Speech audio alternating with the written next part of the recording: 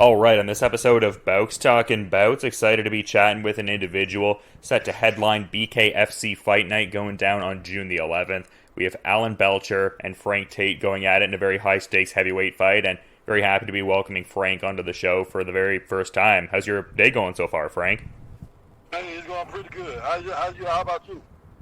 I'm doing well. I'm just wondering how you're feeling in the context of your progression in BKFC, because you've made a really incredible turnaround there. I mean, you had the 1-1 kind of kickoff there, and now huge back-to-back wins over big contenders in Josh Burns and former champ Joey Beltran. So just, how are you feeling with all of that there? Because it seems like you've made an incredible, turnaround.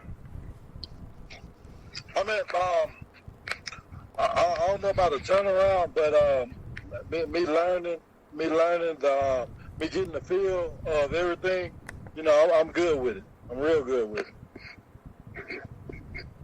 So is it more that, just like getting a certain level of familiarity with it? Like, because it seems like you've really found that stride and that comfortability lately. Was that just kind of the biggest thing for you with the bare knuckle? Yeah, getting a feel for it and seeing how these guys how these guys fight. What they do when they get up close, and stuff like that.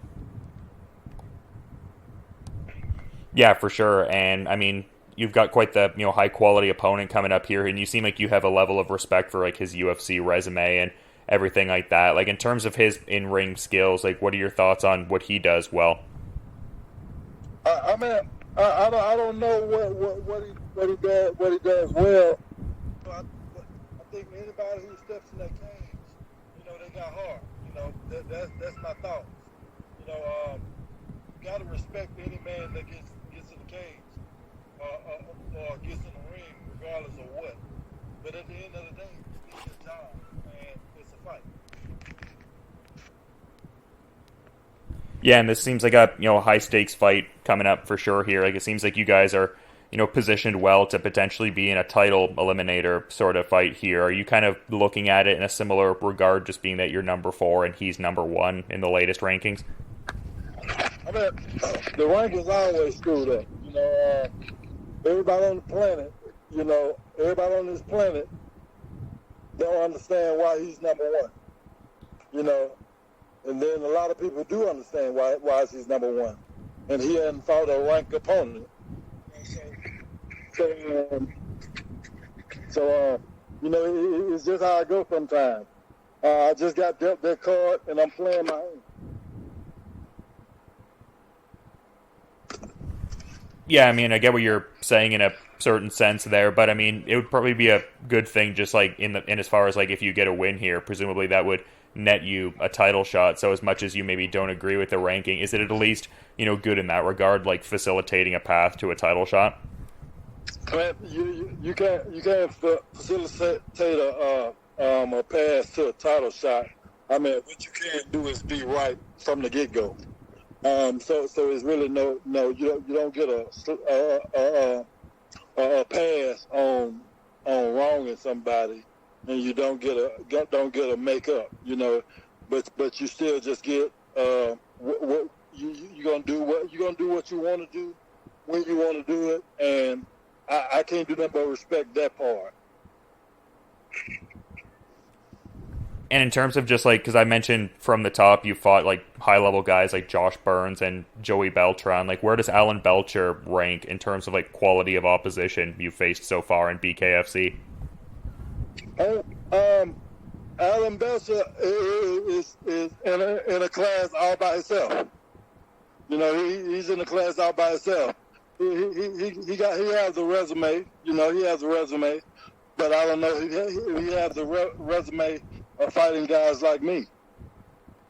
So it's different when you say you're a dog, but then you fight a dog. It's different. Yeah, speaking of dogs, though, I was seeing in some of the books there that you're a pretty big betting underdog, which I find to be quite curious, just with the backdrop of like your last couple fights and you being an underdog and then getting like very pronounced highlight reel knockouts. Like, when do you think these odds makers are gonna figure out what the deal is? I mean, how many times are you gonna be the underdog, or does that kind of embolden the performance and inform it to some sort of degree there? Listen, that stuff like that, I love that stuff. I've been the underdog my whole life, and it seems to me that I'm really on top, and I've been on top. But the people that saying I'm an underdog, they really the underdogs. And yeah, they really the underdogs. Yeah, I've been liking some of the posts you've been putting up leading up to this fight. Like I saw you had a post talking about like a winner take all, and then maybe add like an extra like 10K or 20K on top of that. Like, did that ever pan out? Did you ever hear back from Belcher about that? Them guys don't want to bet for real. Them guys just talk. A lot of them just talkers. A lot of them just talkers. I believe in myself. Don't nobody have to bet with me. I bet with myself.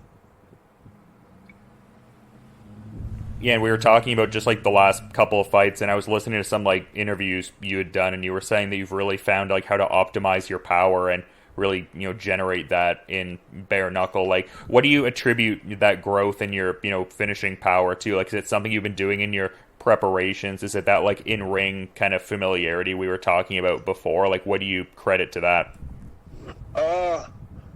You got to credit a lot of times your other GM family. You got to credit those guys. Those are the guys that you're sparring constantly with, and those are the guys that's keeping you level and grounded. And with my power, y'all hadn't even saw my power. Y'all just saw some shots. Y'all hadn't saw my power. I just been throwing shots. I hadn't showed any power yet. I hadn't thrown I hadn't really showed my skills. I've been really like right about 35% in there. Yeah, it's interesting you say that, because it seemed like in your last fight with Joey Beltran, you were hoping that it would go a little bit longer. Like, were you hoping to kind of show off more of like what you were talking about there, or do you kind of like that people don't really understand the full amount of like what you bring to the table as of yet? Because I would think that would be an intimidating thing for certain fellow heavyweights there.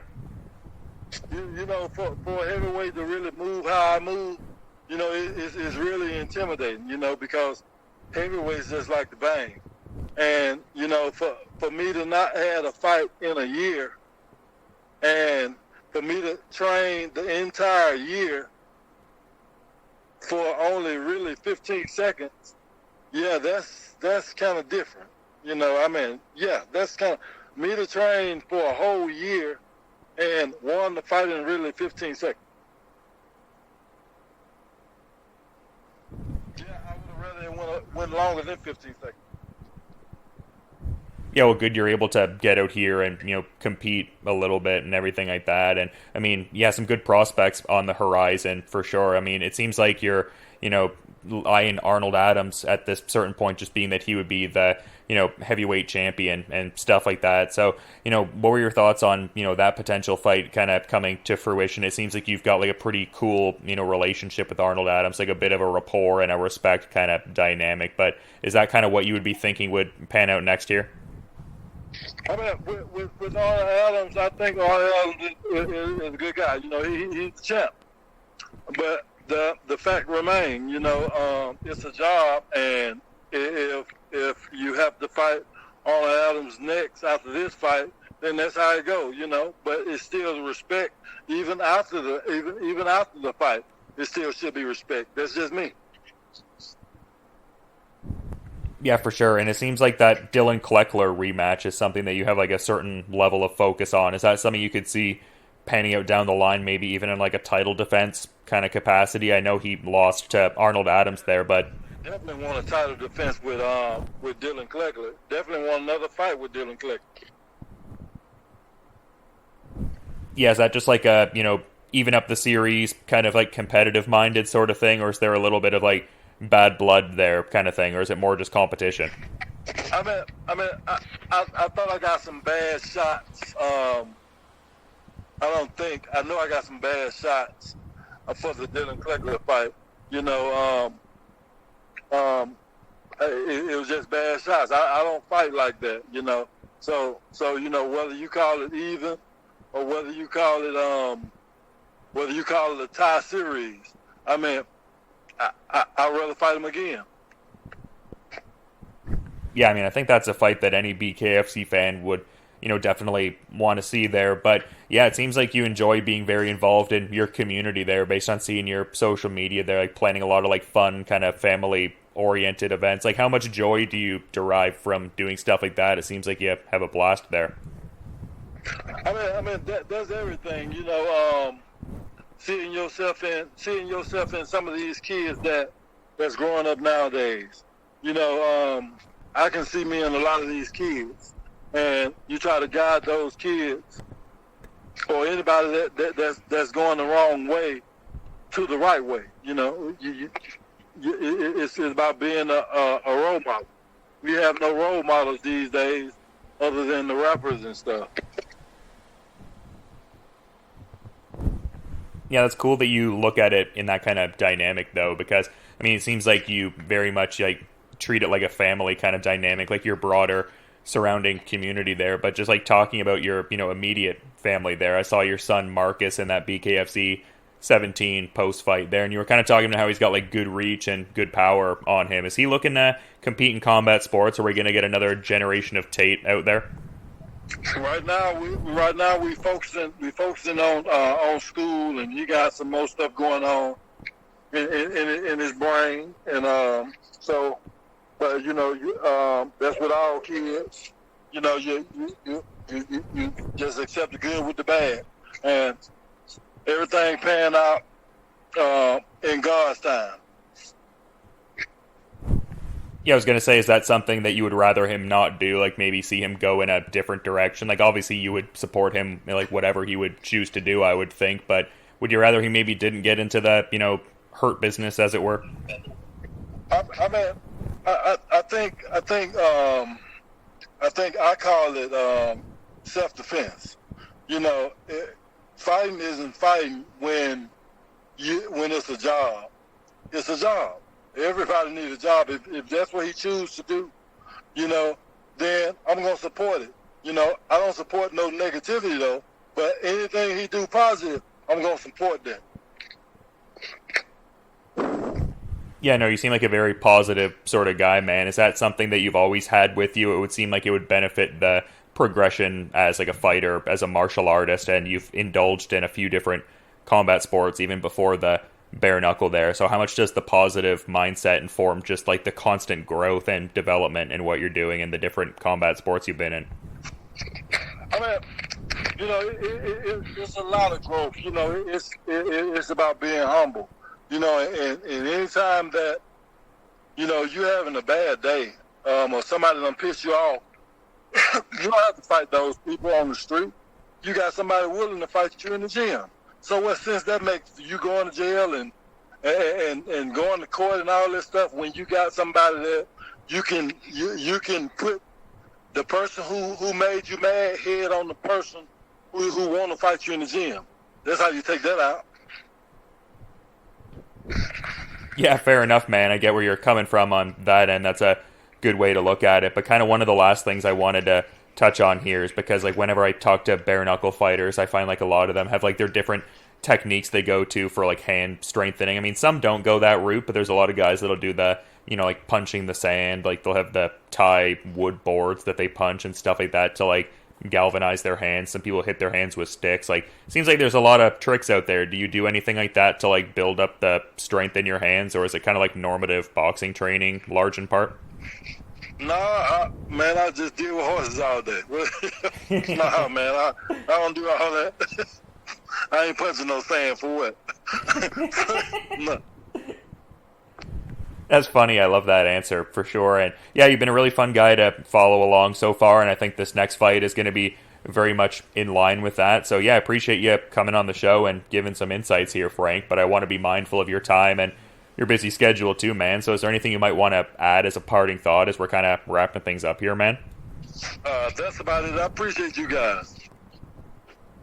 Yeah, no, I mean, definitely a mutual sort of thing, and going to really enjoy checking out this June 11th fight here, BKFC Fight Night's main event, and looking like we'll get that next number one contender for the heavyweight title in BKFC when you got Alan Belcher and Frank Tate knuckling up and toeing the line. Thanks for coming on the show, man. Sorry, go ahead.